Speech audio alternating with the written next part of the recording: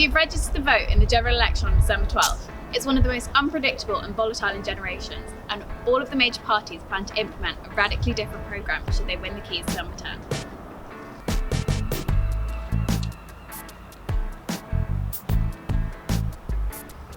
The Conservative government's reason for calling this general election is to break the deadlock in Parliament and get Brexit done. Let's get Brexit done, get Brexit done to get Brexit done. Currently, Prime Minister Boris Johnson does not have a majority in the House of Commons, preventing him from passing his Brexit deal, which is why we didn't leave the EU on the 31st of October.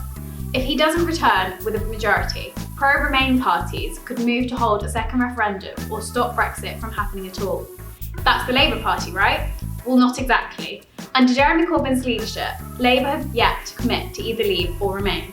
Instead, they promised to negotiate a sensible deal before putting it back to the public alongside the option of remain.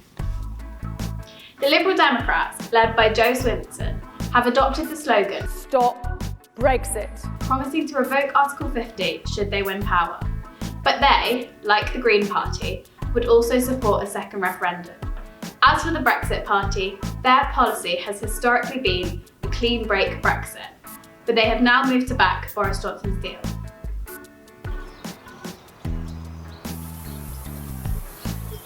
Labour and the Conservatives have hugely differing visions for the UK economy. Given their non-committal position on leaving the EU, Labour are eager to move the conversation away from Brexit and towards their most radical manifesto in years. They've promised to increase public spending in line with higher taxes and nationalise some of the UK's key industries like railways, Royal Mail and broadband. Instead of chasing businesses, the Tories are promising tax breaks for everyday workers and increased investment in infrastructure. But really, they want to keep the focus on Brexit and their commitment to delivering it.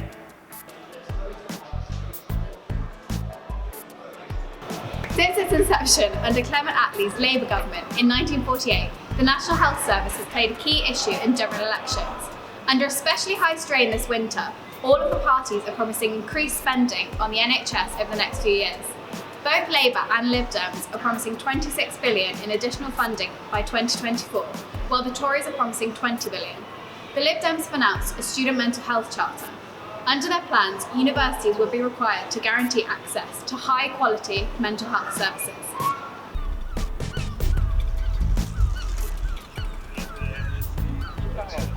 The consensus is the UK must eliminate its greenhouse gas emissions in the next 10 to 20 years. Unsurprisingly, it is the Greens who have made the most radical proposals, promising to ban the gases produced by burning fossil fuels by 2030. Labour, too, has agreed to set a path towards net zero by then. The Lib Dems, meanwhile, have set 2045 as their no emissions deadline. The Conservatives have made major commitments too, but they are sticking to their 30-year target announced in June. Despite all of their promises, however, even 2050 is an ambitious goal. In the event of a hung parliament, where no party has a majority of the seats, the Lib Dems have ruled out a coalition with either Labour or the Conservatives, while the price of the SNP's support is another referendum on Scottish independence. This election will likely be won or lost on constituency level, and given our far from perfect first-past-the-post voting system, it might make sense for you to tactically vote against a less likely candidate to stop them from winning. Just Google tactical vote and enter the postcode of where you'll be voting to find out more. But if you're still split on who deserves your backing, sites like Vote for Policies and isidewith.com, as well as the BBC's list of party pledges, can help you decide.